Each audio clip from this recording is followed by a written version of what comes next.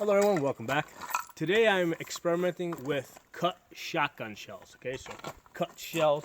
For those of you not familiar with cut shells, basically you take a birdshot shotgun shell. So you typically will be something between number 7 all the way up to number 9. Okay, and the idea is that you take a knife and you cut the shell. So what I did is I took this razor. Okay, and what I did is first I stabbed it, right? Because otherwise, if you're sitting there sawing away, it takes forever. So first you stab it to get it started, right? And you do this about the middle where the wad is. Once you get the point in there, then you just start cutting, and you cut so you get an overlap, right? You can see how I got an overlap over there. Okay. Now the idea is with birdshot, normally when you shoot this, the shot comes out and it spreads out, and unless it's like almost at the muzzle, it's fairly non-lethal.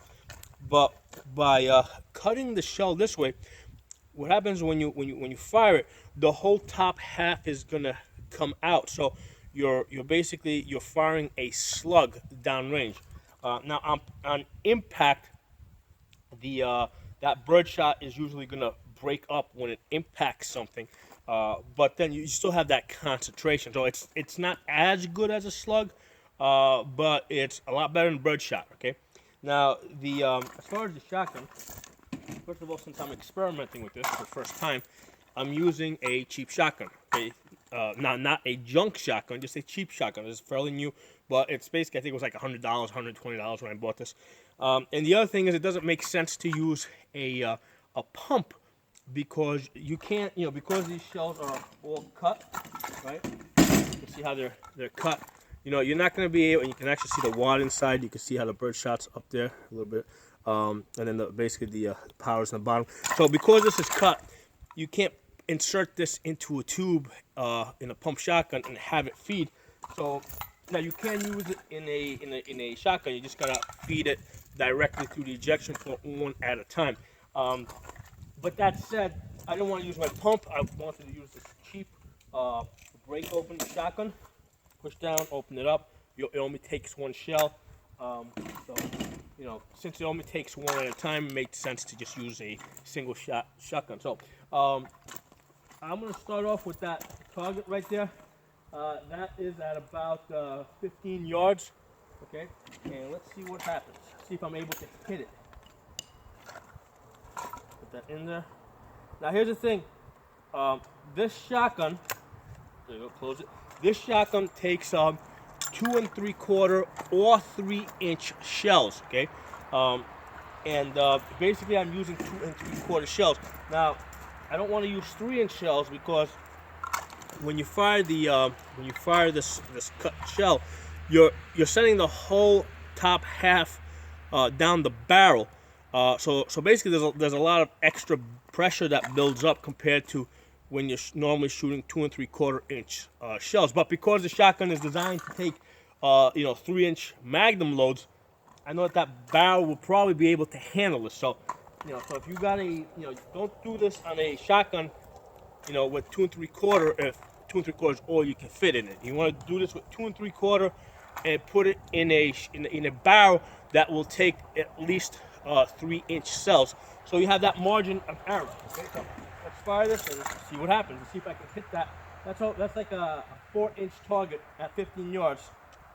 Let's see if I can accurately hit it. Holy yeah! It blew the shit out of that.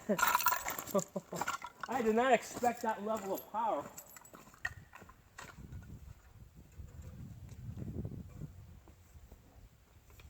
Holy crap. I mean, I shoot this with 45s. I even shot that with 44 magnums. I've never seen that thing do a backflip like that. So that totally caught me by surprise. Let's do the other one over there. That one's at about 20 yards. Let's see if I'm able to hit that.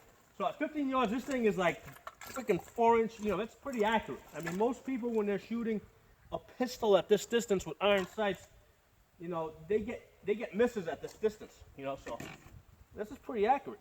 I was not expecting to actually hit that. Oh, and the bottom half popped right out. I actually forgot about that. You can see how it's separated right there.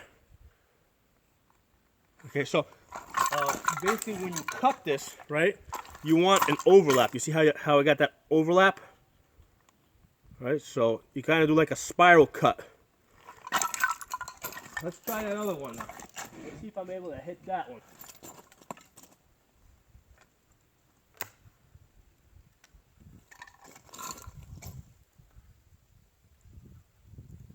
Oh yeah. That's what I say, that was about 20 yards. I'm going to try those rims over there, see if I can, what it does to the rim. I don't expect much, but yeah, see how it separates? That's really cool. This is a fun experiment. Just want to inspect my barrel, make sure there's nothing weird going on here. Everything looks good. Yep, no problems at all. Shoot the rim and see if I'm able to, you know, see how much movement I get on that rim down there.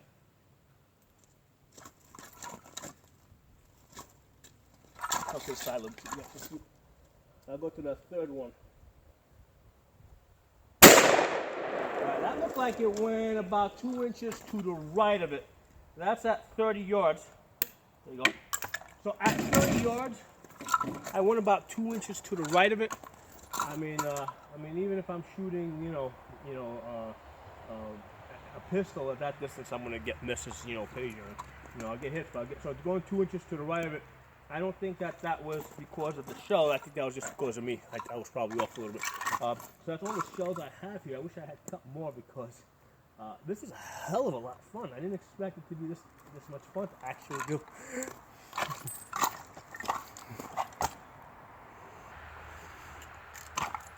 All right, guys, I couldn't let it go. I had to hit that rim over there. So I came back with 3 more shells, and cutting these 3 was a lot easier than cutting the first 3 because now I've got a little bit more experience doing this. So you learn how to cut these really, after you cut like 10 of these, like 6 or 7 of these, you'll see that it's pretty easy to cut. So let's get these in the barrel.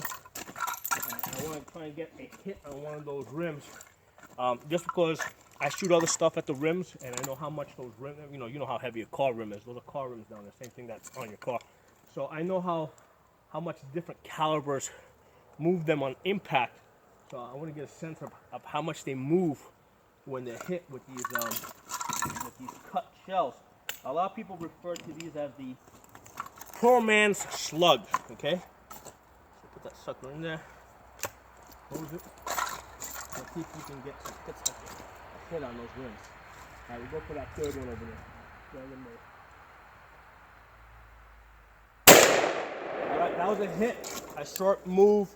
I mean, nothing dramatic. I mean, it probably impacted it, like an AK round. When I shoot the AR-15 at those rims, right, with the 223, it makes a hole that, basically it punctures right through it, so you barely see any motion on the rim because it's making such a small hole. With the AK, because it's got a, it's a bigger bullet, it's a 30 caliber bullet, it tends to move it a little bit more. So I'm getting about the same movement on that rim as I see with an AK-47 round. Same rim. Another hit. At 30 yards, this thing is dead balls accurate. I mean, it's before when I missed, that was me. I threw that.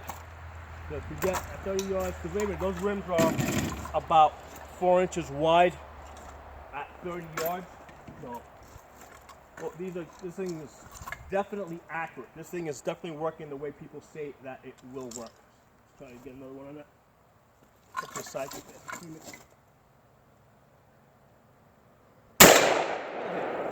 3 hits in a row. These cut shells are the bomb. I mean, they work. I mean, they will definitely, inside of 30 yards, I could probably take this out to 50 yards.